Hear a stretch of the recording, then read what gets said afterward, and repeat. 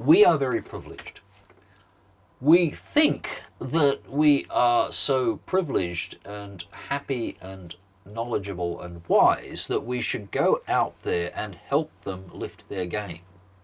We believe that, from the charitable notions of the Christian churches and so forth, we should be helping these people.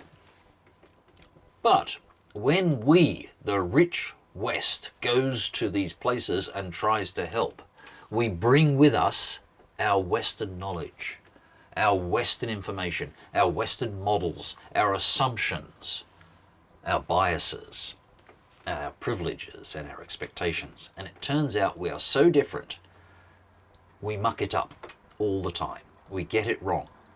Most of the aid money that goes into these places is wasted. Worse, it's stolen, and it fills a space which crowds out alternative good investments. The NGO system is terrible. It causes a lot of damage. The aid system is terrible. The debt situation, Western companies lending money to African countries and the South American countries and so forth, that's almost criminal, because it's putting them in a situation where they cannot afford to pay the debt, they therefore can't afford the product that is being sold, and therefore it's all negative for them. Meanwhile, when you go there, you discover, actually, although it looks dirty, it's not that badly run. Although these places look poor, the kids are going to school. These people in the slums are working very hard, and they're getting the money to send their kids to school. The number one thing that happens in Kenya, the number one thing that the mothers are concerned about is finding the money to pay the school fees to get their kids into private school. Not government school, but private school. They've got their priorities set, and they find the money and they do it. So how is all this happening? The point is, it's happening regardless of Western notions, regardless of our models, our aid, our NGOs, our interference. And it turns out they're actually a lot better at it than we give them credit for. They've invented a lot of solutions. They've found a lot of stuff, and they've got a lot of stuff going. The innovations that are happening are not happening in San Francisco. The stuff that is working is not invented in New York.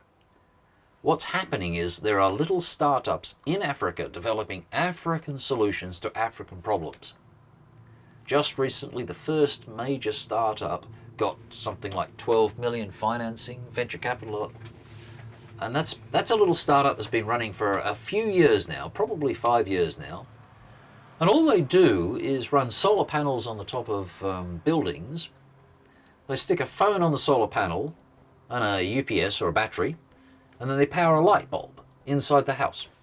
You can turn on the light switch if you've charged up with M-Pesa your phone. If you've paid the meter, then you can get light. And that's all it is. But it turns out that it's perfectly aligned to that country, that set of environment, that set of economic circumstances. And that's something us Westerners can't do. So when you talk about mesh networks, yeah, we can do mesh networks in the labs in San Francisco or in MIT and things like that. We can get these the little drones to fly in formation and things like that. What we can't do is figure out how to get that into Africa, because we're not Africans. And what we have to do is stand back and allow those guys there to develop the ways to use these technology. So if you like, I'm skeptical of any rich white guys going there, and I've done this. I've been a rich white guy. I've gone there and done something. I'm skeptical of rich white guys going there with their fancy terminology and saying, we will solve this problem.